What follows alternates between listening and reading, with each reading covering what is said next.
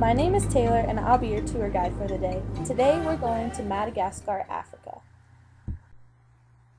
After being considered an independent kingdom, Madagascar became a French colony in 1896. Years later, it regained independence in 1960. The next election held by Madagascar's Independent Electoral Commission and the UN will take place in July 2013. This is the flag of Madagascar. Red stands for sovereignty, which means the authority of Madagascar to govern itself, while green stands for hope and white symbolizes purity.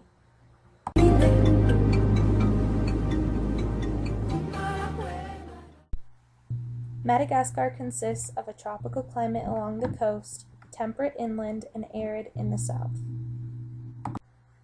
Narrow coastal plains surround high plateaus and mountains located in the center of the country. Rock formations pop up in the desert of southern Madagascar, while tropical rainforests can be found in the north. The baobab trees get the name upside-down tree because the branches at the top look more like roots. These gigantic trees grow upwards of 80 feet high and 10 feet around. Madagascar's baobabs, located in the Manabi region, serve as one of the island's most popular tourist destinations. This is a picture of Grand Singi. A researcher is navigating the skin-ripping pinnacles of the limestone Singi formations, located in central western Madagascar. In the Malagasy language, Singi means where one cannot walk barefoot. The process that carved out these stonescapes are very rare, and only a few similar formations exist outside Madagascar. Let's go out to Nosy Bay, which means Big Island in Malagasy. This is Madagascar's largest island, located about 5 miles off the country's northwest coast. This heavily forested volcanic outcrop, bordered with colorful reefs, is one of Madagascar's most popular tourist destinations.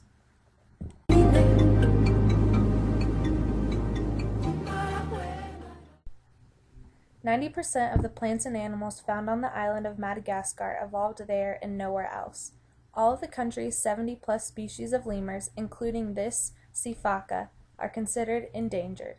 To help protect them and other unique species, the government has set aside more than 9 million acres of land. Nearly half of the world's 103-plus known chameleon species live in Madagascar.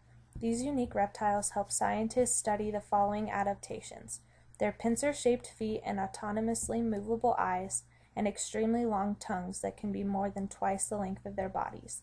They also have the ability to change color. This response is triggered more by temperature and mood than a need for camouflage.